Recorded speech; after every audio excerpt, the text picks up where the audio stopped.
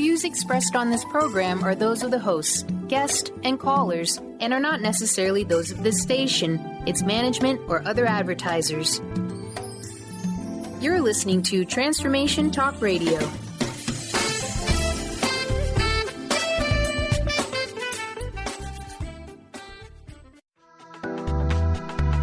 This show's audio was via a Skype call. Are you ready? The Kornelia Stephanie Show. Wake up to love, your call to action. Join Kornelia as she empowers others to live heaven on earth. Kornelia teaches listeners how to be the authority over yourself, embracing your inner guru. Feel yourself uplifted into limitless expansion, integrating ease and grace in a changing world. This show will cover topics such as unconditional love, your physical body, how to be in extraordinary relationships, create financial and emotional wealth, embracing entrepreneurship in the new earth.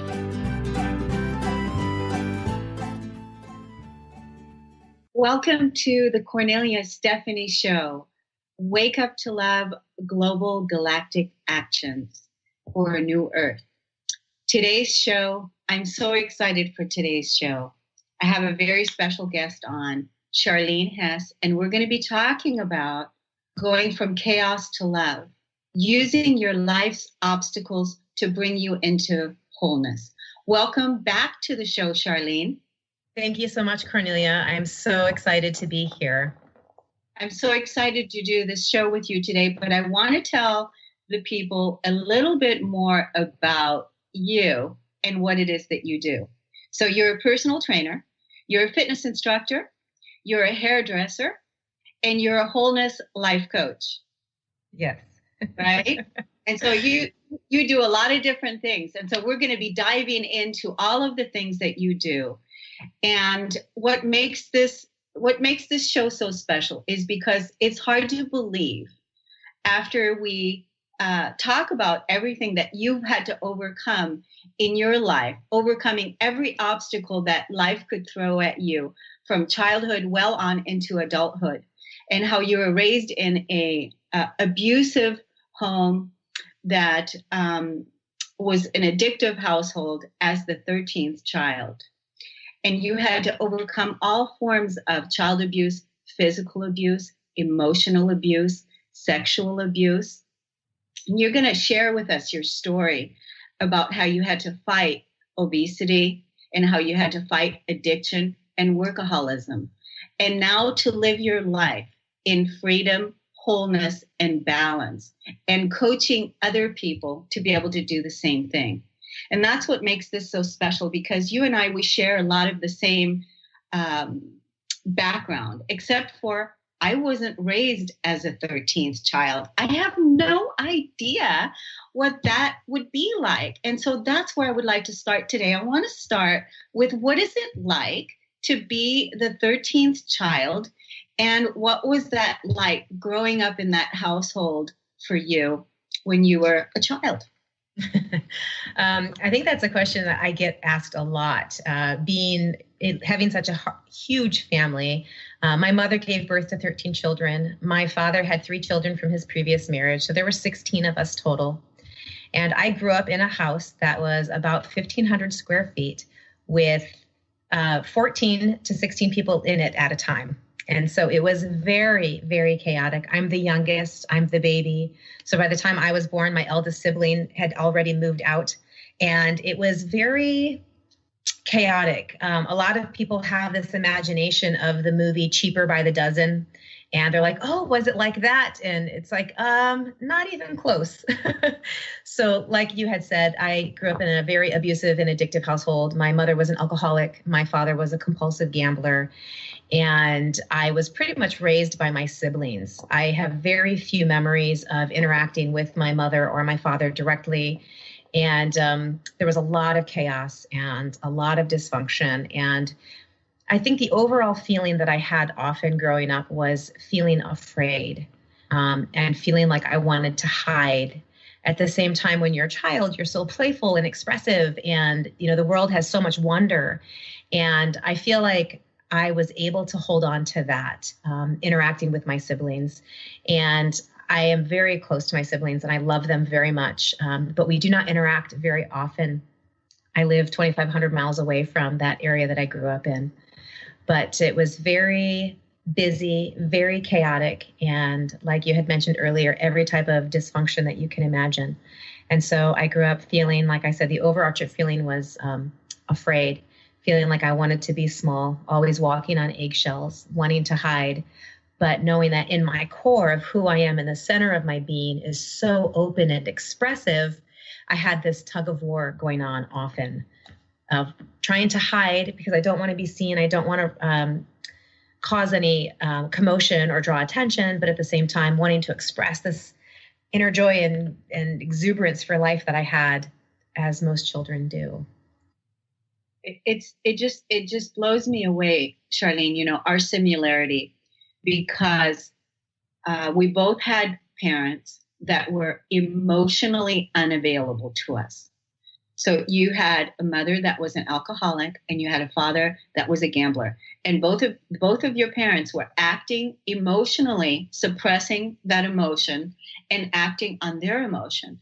And so that's what was going on at that time. And then when we look at your parents and we think about your mother's mother, and we think about your father's father, and we think about that lineage, how it goes back, and all of the things that you've had to overcome, and just what a tremendous, because there was no one that was really there for you emotionally.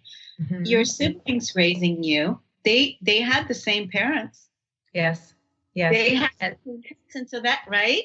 Yeah, they were in just as much chaos and they were feeling just as much fear and as I was. And so we all just kind of banded together doing the best that we could, loving and supporting each other.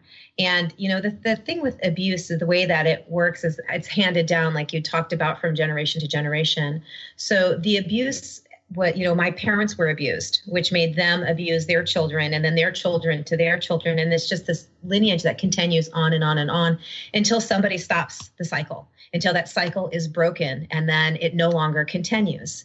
And that is where I feel like my siblings and we were the last generation where we have stopped the cycle. I own my feelings. I own where I'm at so that I'm not projecting onto my children or the people around me, because I've gained that emotional healthiness. I've gained that awareness to know when I am acting out of consciousness, where I know where I'm at and I'm coming from a place of my heart, or I'm actually acting out of chaos.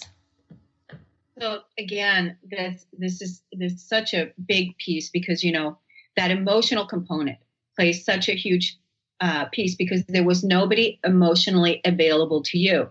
So basically, if even as a child, you had to decide early on that you were not going to go down that same road because of what you were witnessing and what you were seeing in your mother, in your father, and your siblings. You had to choose early on not to become an alcoholic, not to become a person that's going to act on their emotions and overeat, not to become a drug addict. You had to fight this emotional tsunami all the time when you were growing up as a little kid. And so you didn't have the time and space that most children, I shouldn't say most, because there's a lot of people that are like us that have had to overcome the chaos from early childhood. But there's also a lot of people that had really good upbringings and that had parents that were both there for them, and where their emotional needs, the child's emotional needs, was being met. And so you had to clearly choose from an early on child to be your own parent already as a kid. Mm-hmm. Had already, and I think that's what I see in you even still today, where it's a driving force within you, that there isn't going to be anything that's going to stop you from overcoming any challenge that life throws at you. Would you agree with that? Absolutely. And, one of the things that growing up in a chaotic household, one of the gifts that comes from that is the ability to take any situation or any circumstance that you're in and to immediately react. Because there isn't time to think about it. There isn't time to contemplate. Sometimes situations are thrown at you and you have to make a decision right away. And so I learned how to make, they say make lemonade out of lemons. And so there are a lot of gifts that I have because of growing up in that chaos. So although it was very hard and I did not have any emotional support and I did not have anyone to guide me, what it did teach me is it taught me the ability to rely upon myself. It taught me to dig in to find that there's something inside of me that needs to be able to meet those needs. It also gave me an incredible amount of compassion, that I am able to really, truly have that empathy for people, regardless of what life circumstance that they're in, because the abuse that I suffered was only part of growing up in an abusive home, but the abuse that you watch somebody that you love suffer has a far greater impact on you. And so because I was in that and I saw my mother being beaten, I saw my siblings being beaten. There were, hospital visits and, the PE teacher in gym class calling children's services because we show up for PE with bruises, and having that whole experience and feeling like there's something wrong with you, and you don't realize that not everybody in the world has the same life. It probably wasn't until I was in maybe older grade school, more like probably sixth grade, that I got to spend the night at a girlfriend's house. And I just thought their family was so odd. They were so quiet and nobody was yelling at each other. And they all, it was just so strange to me how they interacted. And I think it was at that moment that I realized, I think that my family is different. And they, it was just this really great experience of having that first opportunity of seeing myself from the outside rather than just being in it. And I think it was at that point when I made the decision that I don't think that I want to continue in the way that my family is interacting. I want something different. I like the idea of, calm conversations. I like the idea of being able to interact in a way that doesn't feel scary, that you don't have to feel afraid. And so I began my journey of looking inward at myself, like the observer looking in, probably around that time. That's incredible. It's just an incredible innate ability that you've developed and strengthened over the years. Mm-hmm. And because of the work that you've done, and because of this skill set that you've developed as a survivor, and moving beyond that, no matter what, that you weren't going to have a life like that. Mm-hmm. Your children also are now free from, because you have two children, you have Austin and you have Seja, and they're both adults now, right? Yes. And it's because of the work that you've done that they don't have that same model. Mm-hmm. That same model. Yes. And so what a blessing that is, that you broke that cycle. Yes. That's incredible. And, when we look at this whole thing with your parents, so where are you with your parents today? Like, where are you with tell us about your dad. I know that your mom's not with us anymore, but tell us about how you feel about your parents today. I absolutely love them so deeply, and I have so much love and compassion for both of them. There was a time when I'd moved 2,500 miles away, and I would every year, once a year, go back to see my family, and just walking into the same room with my father, I wanted to vomit. I had so much emotion and anger and hatred in my heart for him because he was truly a monster. He was a monster in my growing up years. And although he is a recovering addict, and he is very involved in Gamblers Anonymous, and he has really come a long way, and had at that time, I still had not yet been able to come to that place of true forgiveness, because his personality is still the same. He's not acting out in the same way, but he's still a very bold, outspoken, vulgar, bossy person. It's just his personality. But I no longer see him as the monster that I saw him as growing up. And that road of forgiveness took 4 years. Specifically, I remember every year I would go and I would see him, and he would come in the room and he would go to hug me, and my body would just freeze, and I would like brace for this hug. And then I would leave and think, okay, I've got to forgive him. And then I would work on it for the whole year. And the next year I would go back and I would see him again. And I'd be like, okay, I think I've forgiven him. And he would come in the room and he would go to hug me, and the same thing. I just would freeze and brace and be like, ugh, I can't stand this human. And it took me several times until finally the piece that changed was that I was able to voice to him all of the hurt. I wrote him a letter. And when I wrote it at the time, I didn't know if I was going to send it or not. It was just an exercise of writing out every single act and how it made me feel, and how it was, what it was like to watch him beat my mother, and what it was like to be in that situation of having that kind of intense violence and anger and rage. And I almost have like a PTSD from it. And so I wrote this letter and I ended up giving it to him. And I cannot tell you the healing that came from that, and the forgiveness, because I finally came to the point to where I realized that forgiveness comes from within inside of you.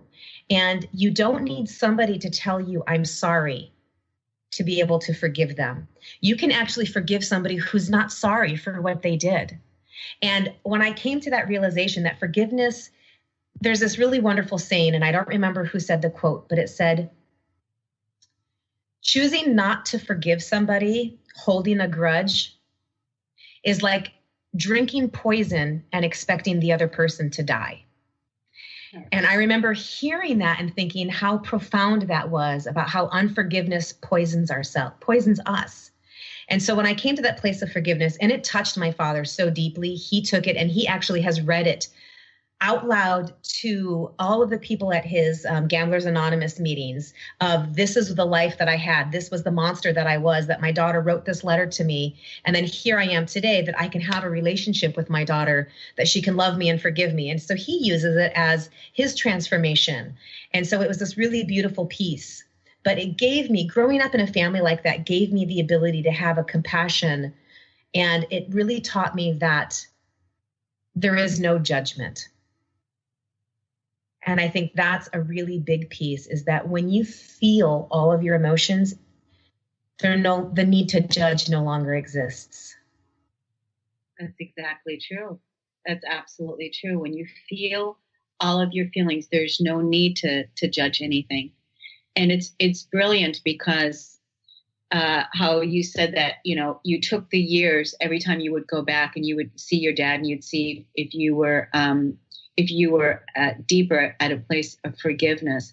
And when you finally had forgiven, really, truly forgiven, to see that everything that was happening between you and your father was lessons learned, and it was opportunities for you to move into wholeness yourself. Absolutely. And it was opportunities for you to claim your worth, to claim your value, to release abandonment, to release betrayal. And these were all opportunities that your father clearly demonstrated in showing you, I've abandoned you, I've betrayed you, you are not worthy because I'm not here for you, I'm not showing up for you. Mm-hmm. And so these are all emotional core wounds that we've worked through. And it's brilliant because you're on the other side of these emotional core wounds.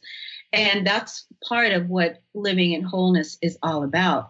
And so when we look at the situation of how traumatic and how chaotic your upbringing was, and the compassion that you have to have for yourself and your perpetrator. Right. Exactly. And I just want to give a lot of kudos to your dad. And the reason why is because it takes a really big, humble heart your dad had to take a whole lot of humility to be able to say, I did this to my daughter. Mm-hmm.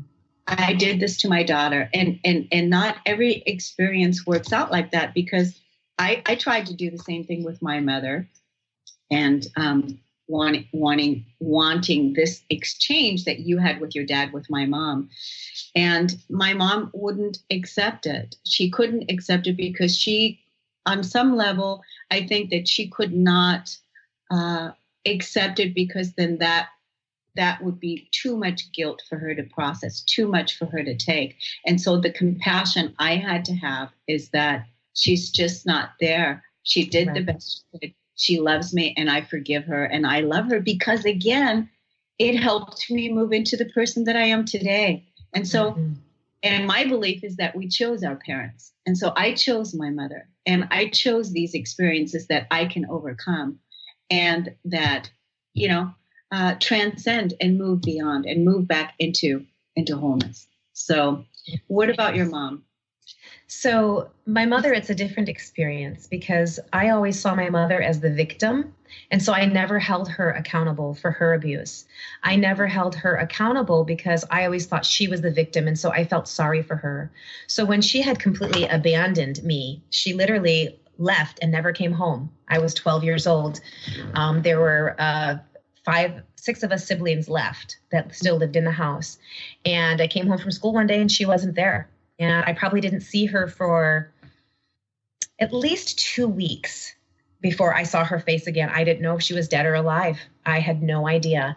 And I just kept feeling sorry for her, because she really had a miserable life. She just went from one abusive husband to another abusive husband.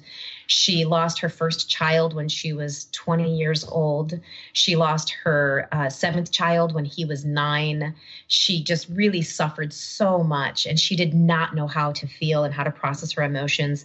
She just kept having more and more children and just trying to cope with the abuse and the aggression and the violence that was in my home.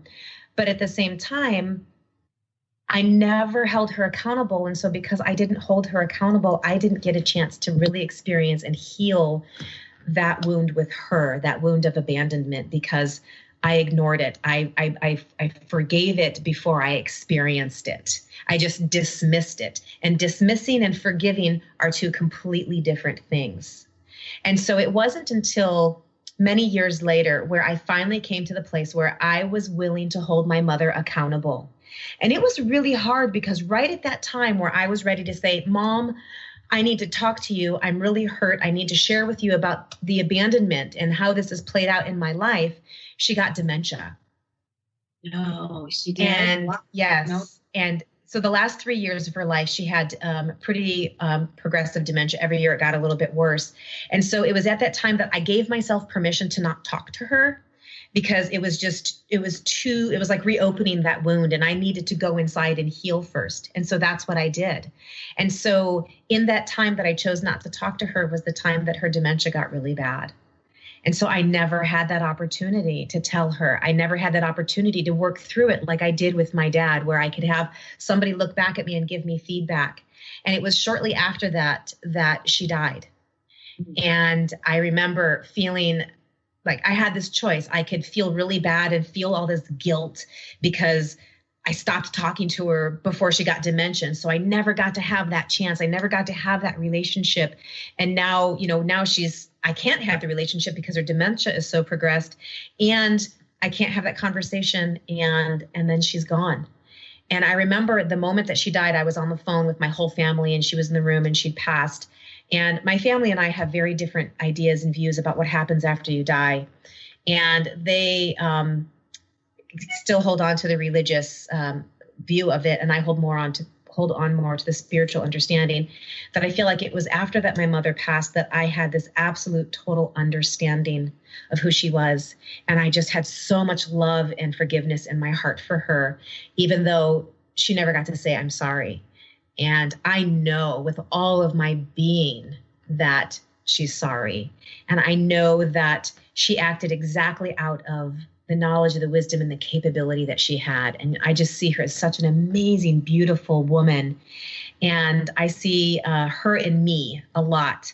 since she's passed, even more so than when she was alive. It's like I feel her in me. I feel her coming out of me and her expressiveness. And I see a part of her that I now embrace and love and have completely forgiven. And I love that, because that's how you feel about yourself. And now you're actually having a relationship with your mother that you never had before, because you're having this absolute freedom to see her beauty, to see your beauty, to transcend this energy within your family lineage. And thank you so much for doing that work. And I can only imagine your mother's dementia, the emotional suppression that took place in her physical body. If I looked it up, it probably, that's the organ where the emotional suppression took place, that it went in the body and ended up causing disease over years and years and years and years and years after the alcoholism. And it was a shutdown, a complete shutdown. Right. Or thinking, no more wanting to think about anything, just shutting the whole brain down, shutting it down, because it was all too much. Right. Wonderful story and very inspiring, Charlene. We're going to take a break, and then when we come back, we're going to talk more about how you went from chaos to love. We're going to dive deeper into your dysfunctional marriage that you had for, I don't know, how long were you married? 13 years? We were together for 19 years. 19 years. You were together for 19 years. We'll talk more about this after break. We'll be right back.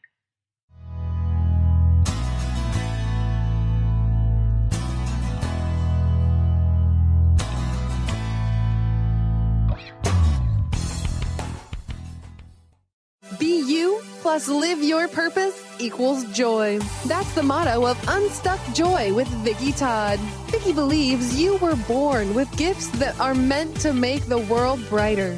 Each show will feature an art visioning journal prompt to help you create your way to soul clarity. If you're ready to get unstuck and create more joy, this show is for you. Tune in the first and third Tuesday at 3 p.m. Pacific on Transformation Talk Radio. For more information, visit VickiWorldArt.com. Tune in to The Jen Royster Show, intuitive guidance to inspire your life, each Thursday at 8 a.m. Pacific and 11 a.m. Eastern on TransformationTalkRadio.com. This amazing show is an inspirational hour that will take you on an epic metaphysical journey to discover the spiritual approach to life's greatest challenges. Dr. Jen is an internationally known intuitive counselor, spiritual teacher, and energy healer. Call in for intuitive readings and visit JenRoyster.com for more information. Gain powerful insight and practical tools to support you on your spiritual journey. Access your higher self and tune in every second and fourth Thursday at 12 p.m. Pacific to A Life Untethered with Andrew Martin and now co-host Jeremy Nudell. Walking the Path of Freedom. Andrew is a highly attuned intuitive oracle, energy worker, spiritual teacher, and international radio host. For more about Andrew and his services, visit andrewmartin.energy. Winning at the game of money. Lynn Brown is now offering Full Spectrum Finance, a progressive 12-month program that will help you to navigate through the mechanics of financial expansion. Finally, a financial planner who looks at the full spectrum of money and abundance. Engage you in the mental, physical, and energetic aspects of finance. This is Full Spectrum Finance. Are you ready to get into it? For more information, go to fullspectrumfinance.com. Are you stuck in unhealthy habits, toxic relationships, or low self-esteem? Do you crave a life of inspiration, love, self-acceptance, and fun? Sounds like you're on the verge to your next big thing. Join Laura Richer, host of On the Verge Radio, helping you use your breakdown for a breakthrough, overcome life's greatest challenges, and live the life you want and deserve. Tune in each month on Transformation Talk Radio or visit SeattleHealingHypnosis.com for more information. Wow. Hey, everyone. Welcome. Welcome to the Dr. Pat Show. This is Talk Radio to Thrive By. I'm telling you, I got to pinch myself some days because when each of us gets called to do something that we so not thought was in our wheelhouse to do for a purpose that's so much greater than us, we get to show up and shine. If you would like to show up and shine on the Dr. Pat Show as a co-host or sponsor, send us an email to inspire@thedrpatshow.com.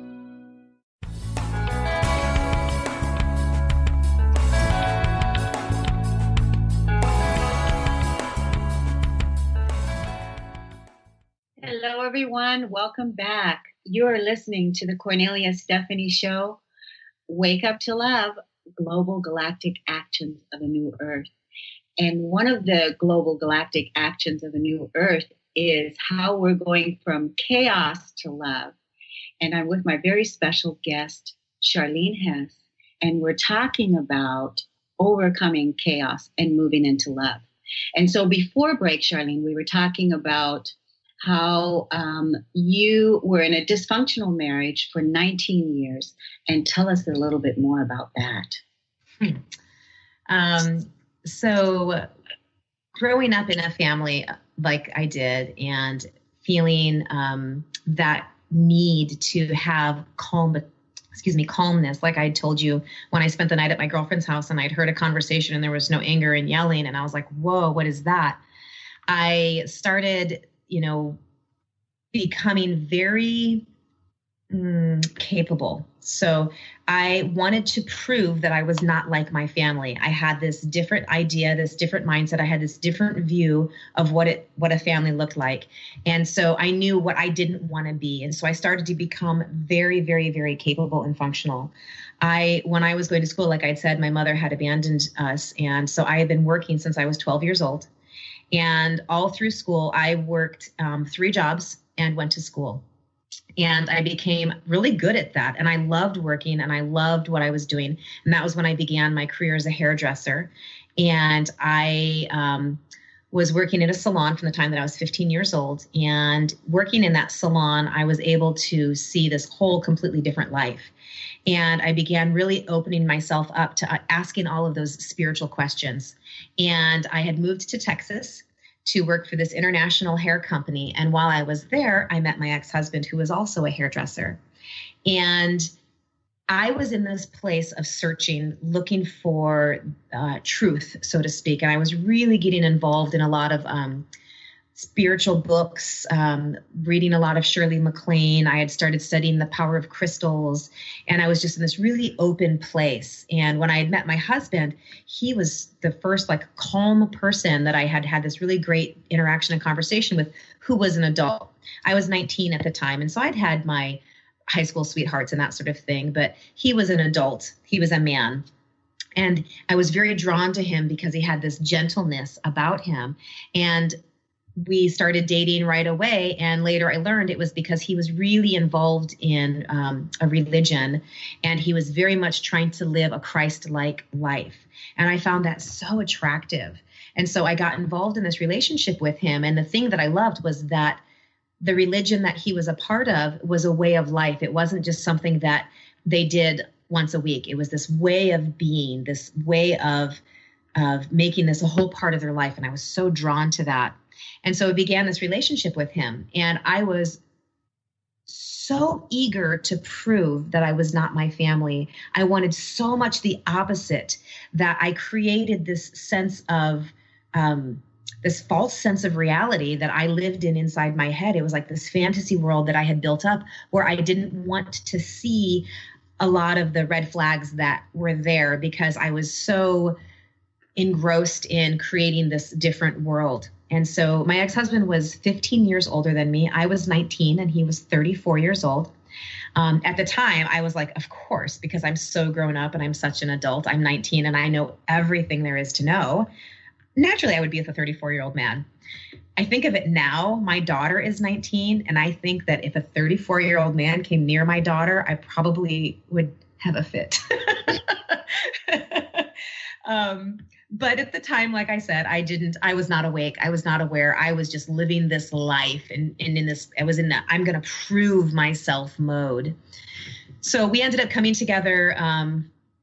Very long story. I won't get into all of the details. That'll have to be a whole nother show on marriage, on following your dreams and when we give up our dreams and why and what that means. And because that's what that was. When I entered into this marriage, I had a vision and I had a dream. I had a mission. I knew exactly where I was going, what I was doing. I didn't have the words for it at the time, but I had my 5-year plan. Everybody in, my high school knew, like, she's going to Texas, she's going to take over the world. I fast tracked through the business that I was working for.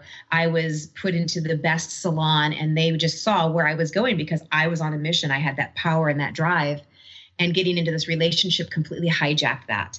And he saw my power and he saw my drive, and it was like, he wanted that and he needed that. And I feel like he literally took it and sucked it out of me. And it shifted my focus to being 100% about him and focusing on his dreams and his goals. And that was a perfect experience with this new religion that I was part of, because I was learning what it meant to be a godly wife. I was learning what it meant to be, what it was like to do it the right way. And the dynamic of the family dynamic relationship that was presented to me in the religion that he brought me into was so attractive. It was so beautiful. And even now, today, I think that is such an absolutely beautiful model of what a Christian marriage is. Unfortunately, that wasn't my marriage. It became more of a religious abuse. It was very much a very dysfunctional religious experience. And so my absolute desire to not be like my family, this was so different to be in this religious home, this like structured place, that I just kept staying in it because it was so different than the chaos that I was from, that it must be the right thing. It was the exact opposite. So it must be right. And so I stayed in that relationship for a long time, and the religion kept me there. And so after many, many, many years of counseling and therapy, he was diagnosed with narcissistic personality disorder.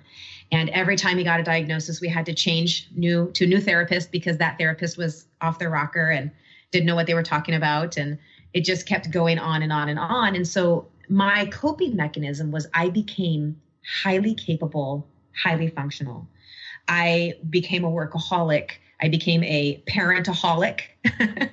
I didn't turn to drugs. I didn't turn to alcohol. I wasn't like my family, but I worked constantly, and I focused so much of my energy and my attention into being a good parent, being both the mother and the father. By the time I was 25 years old, I had 2 children. I owned my own business. I owned my own house, and I was nominated Woman of the Year for the town that I'd lived in. And I was just going strong. And through all of this, everybody looked at me and thought I had the perfect life. They're like, oh, they're just such the perfect couple. They're doing so wonderfully. My kids were doing so great. I had such well-behaved children. And they just didn't see what was going on behind closed doors, where he wasn't violent with me, but the verbal and spiritual abuse was really intense. And because I was so shut down from reality, because I was so engaged in creating this persona, displaying for everybody to see this life, I didn't realize that I was doing exactly the same thing that I did growing up.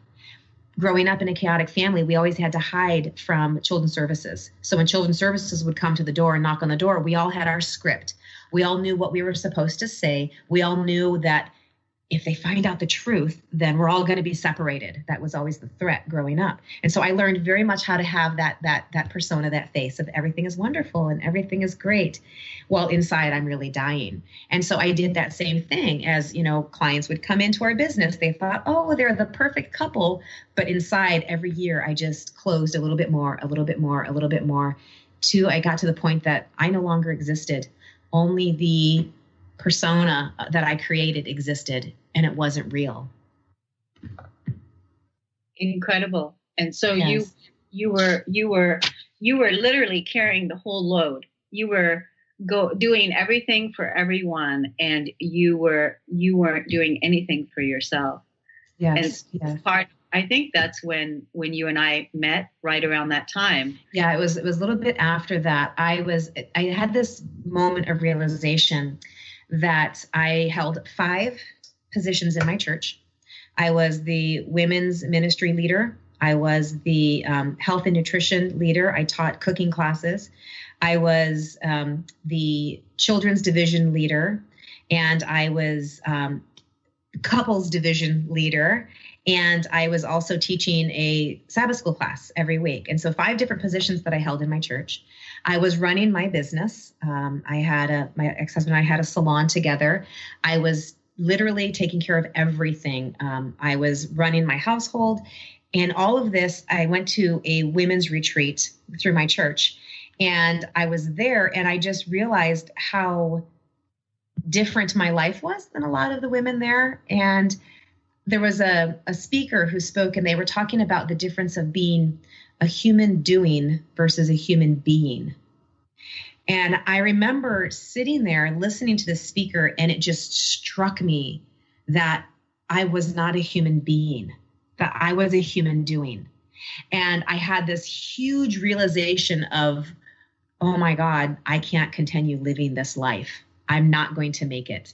And that was when I really dove into starting going to marriage conferences. I really wanted to try and change the dynamics of my marriage. I really wanted to become healthier. And so I went through a lot of therapy. We went through a lot of different marriage conferences. Actually, I went to 5 different marriage conferences year after year, because we would learn all these tools, and it would stick for about 2 or 3 months before everything would fall apart again. And so I went to counselors, and it wasn't until it was around 2011 when I started working with you, and you would always speak this language when I would come and see you, and you would, I would just so resonate with everything that you said that I'd be like, my God, there's got to be something to this. Like, this is what I'm feeling inside, but I don't have words for. I don't know how to articulate. I don't know exactly what it means. I only know the biblical version of what it is that you're saying. And so it was through working with you that really opened me up to understanding this whole other way of dealing with your emotions. And it's very different than working with a counselor. I went to counseling for 12 years. And I think it was within 6 months of working with you and using the emotional processing that literally completely changed my life. It was like I woke up one day and I said, no more. I can't do this anymore. And I started to get a glimpse of who I was inside, that dead person that was living inside of me, like that little girl who wanted to come out and be expressive in my dysfunctional home. But I had this big, huge armor on of having to put on the face of everything is just wonderful and fine. And came to that place where I had to first admit everything's not wonderful and everything isn't okay. And people were shocked. It was amazing. Even my children were shocked. Even my own children who grew up in the household that they grew up in, I kept such a front that they didn't even know how abusive and how dysfunctional their dad was, because I compensated for it. I was the one that kind of went in there and created this relationship. And it wasn't until after we were divorced for almost a year, maybe like 6 months to a year, that my daughter came to me and she was like, after I'd spending the weekend with her dad, just like, I had no idea. Like, she was just shocked to see who he was for who he was without me there creating the dynamic. And at one point she'd told me, she said, I'm so glad that you divorced Dad. I feel like you saved my life. And when she'd said that, because there was a lot of guilt that I carried about having a broken home, because I wasn't going to do that. I wasn't going to be like my family. I wanted an intact family. And that was part of the reason why I'd stayed in my marriage for so long. But hearing my daughter say that to me was this huge release of knowing that although it's hard, being divorced is hard, and I don't recommend it to anybody. And you're hearing all of the bad parts, the hard parts. There were some really beautiful parts in my marriage too. And my ex-husband is a really beautiful soul. And there are so many wonderful, beautiful aspects of him and who he is. And he's in a place right now where he's starting to develop and build a relationship with his children. And I'm so thankful. But it was really that moment for me that I realized that I know beyond the shadow of a doubt that I have done more than just save my life, but that I had broken a generational pattern that could have continued on and on and on had I not stood up, had I not decided no more. I have to be able to be a part of my life. My life has to be about me. It can't just be sacrifice. That I realized that I've created a ripple effect that is not only affecting my daughter's life, but will affect my grandchildren and my great-grandchildren and my great-great-grandchildren, because that was the moment that I stopped the cycle the moment that I said, this is not how the story is going to end. Is that one of the reasons why you're now coaching others, and why you decided to take a wholeness certification course through the Universal Wholeness Program that I offer? Is that the reason why you decided to take on, because this work was so powerful for you? Absolutely. Everything that I've ever done in my life, I know that I am a teacher. And so everything that I've ever learned, I have this really wonderful gift of being able to articulate it in a way that other people understand. Being a codependent for so many years, I'm really good at reading people. I'm really good at listening to other people. I'm really good at being able to see what other people are feeling. I'm also an empath, and so I feel what other people are feeling. As a hairdresser, doing hair for 26 years, there's a natural therapist as part of that business that happens where I am in a really intimate space with that person and they share so much with me. And I've always been wanting to share what it is that I learned because I become so excited about it. And if it can change and help somebody, that's why I'm here. That is why I've had the life that I've had. That is why I've gone through every experience, is because I have personally felt and experienced every type of pain, dysfunction, discomfort, anguish, and I have come through the other side and I know how to do it. And I want to help other people do it too. And their story is going to look different than mine, but the core wounds are the core wounds. And that every chaotic thing that happens in our life, we can transform it to love. And we have to feel it and we have to own it and we have to accept it before we can do that. And so absolutely, that is why I want to work with people. That is absolutely why I chose to become a life coach, because I want to do more than be the listening ear of the hairdresser that you spill your heart to, that I can give little tidbits of advice. I want to give tangible actions that you can do to change your life so that you can have the life that you love. How do people get a hold of you, Charlene? Tell us how to get a hold of you. Yes. So I'm currently, you can reach me through my website, charlenehess.com, and that is Charlene spelled with 2 E's together. And you can message me at livingwhole@charlenehess.com. So reaching out through me through email, you can just go to my website and connect with me through my website as well. My website is currently still a little bit under construction. I'm in the process of building my life coaching page, but you will see there my fitness coaching and my hairdressing page, and you'll be able to contact me and reach me through there. Wonderful. So you're listening to the Kornelia Stephanie Show, and we're going to skip the break. We're going to keep going because, Charlene, would you believe that this hour is almost up? We have like 10 minutes left, and there's still so many things that I wanted to touch on, that I wanted to talk to you about. So I'm actually going to give you a choice on what is it that you really want to touch on more. So I wanted to talk about your fitness journey and what that means to you, and you can tell us about that. And then I also wanted to touch on, you just had an amazing weekend this weekend in Mount Zion, and there was an incredible experience that took place this weekend. And I thought, well, you go ahead and choose and pick which one of these topics that you want to talk about and then share with us. Okay, thank you. So as a life coach, just because I'm a life coach and just because I've gone through and done all of this work for the last several years doesn't mean that you're done doing the work. What it means is that you have the tools to do the work. And so I had this really awesome experience this last weekend that I wanted to share. I went to Zion National Park with a bunch of my friends to celebrate my birthday, and we did this really awesome hike called Angel's Landing. And what a lot of people don't know about me is that I'm terrified of heights. I am really afraid of heights. But people see me all the time doing these grand adventures, and nobody would ever know because it's not something I advertise, because I don't want to identify myself as a person afraid of heights. Instead, I just always push myself just to that limit so that I can become a little bit more comfortable. Well, this weekend we were doing this hike, and it's the Angel's Landing hike. And the last mile of it is completely open and exposed. You have just 5,000 foot drop-offs on either side of you, and you have a chain that you can hold on to that tells you, don't fall off the edge of the rock. So I think it's there to try, so that you can hold on to it, to maybe give you a little bit of visual barriers so that you don't completely feel like you're standing on the edge of a cliff, but really you are. And so I was doing this hike with all of my friends, and everyone's just super excited. And we got up really early, and I'm doing the hike, and I'm coming up, and I get to the top, and I'm like, oh, this is so great. And then I realize, oh, we're just taking a break. You mean this isn't the top?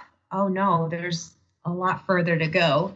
So as we continue going up, the trail gets narrower and narrower and narrower and narrower to where you're literally walking on a ledge.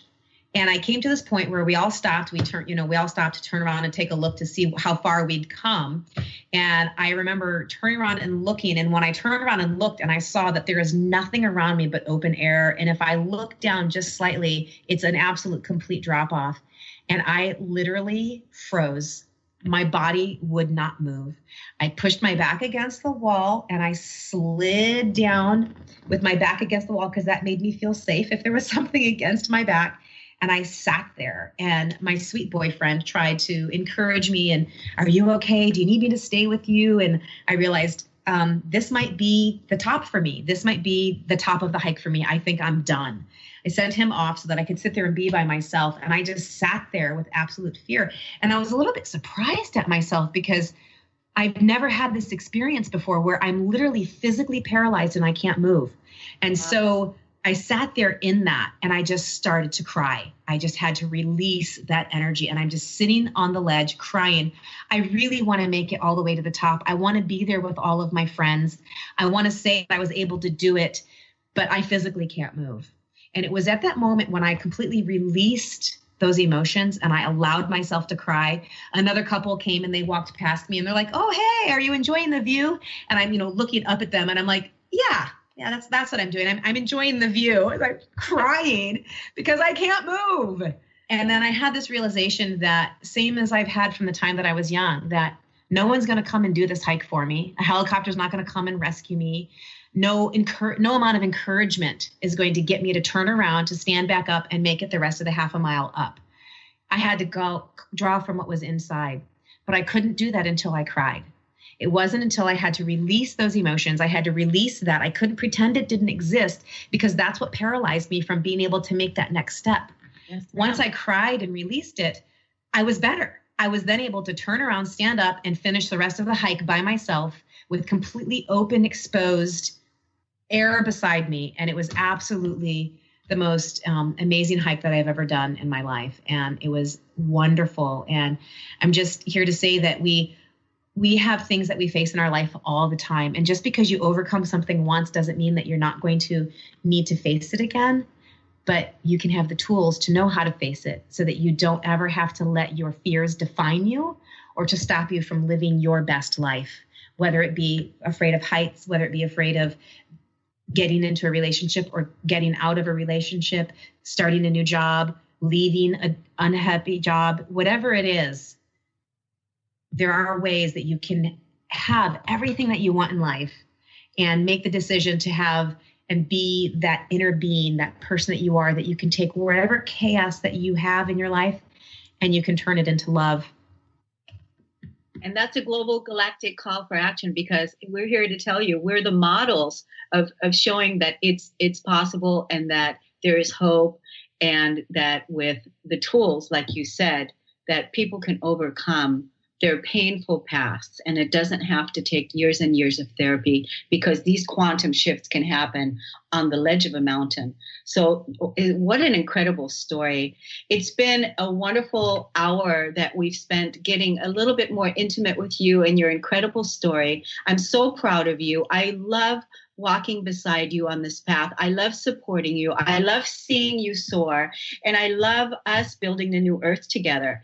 And so this weekend, you and I are going to be at a retreat. So for anyone that's local and that wants to come and join us, we're imprinting our financial footprint for 2018, where we're going to be trailblazing the economy next year and bringing our money into our foundations, because money is our freedom. So if you want to hang out with Charlene and Kornelia this weekend, feel free to come and join us at the Center for Happiness in Anacortes.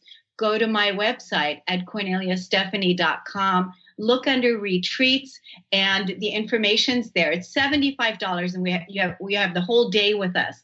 And it's just going to be an incredible grounding in of the new frequencies, the new energies, and giving you practical tools on what you're going to do next year with living your life in freedom and bringing the money into it. Isn't that, yes. We certainly have got the love, and now it's time to start bringing the money into it. And I'm looking so forward to having this experience and working with this group of people, this incredible group of people that we have this weekend.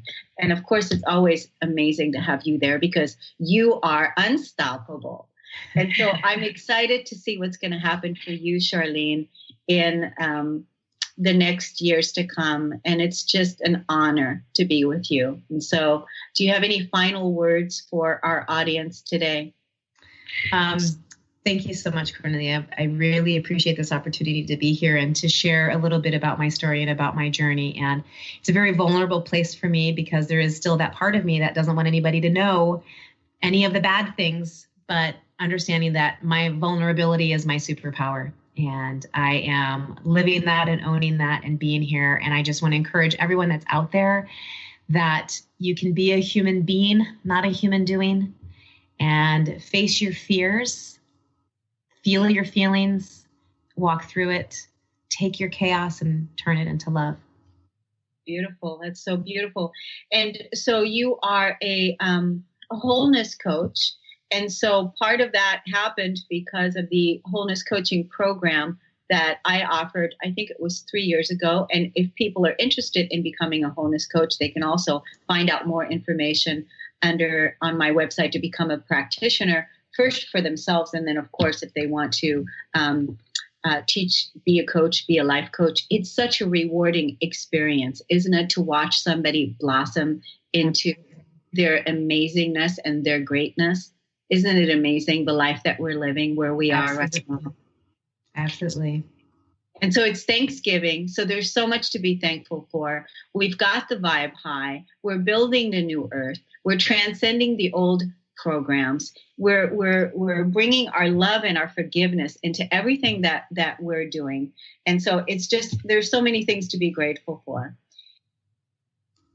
The time is up, Charlene. So thank you so much for being here today. Happy Thanksgiving. See you Saturday. And thank you everybody for watching. Thank you. Bye-bye. Namaste. Bye-bye. You've been listening to the Kornelia Stephanie Show, Wake Up to Love, your call to action. Tune in each week on Transformation Talk Radio.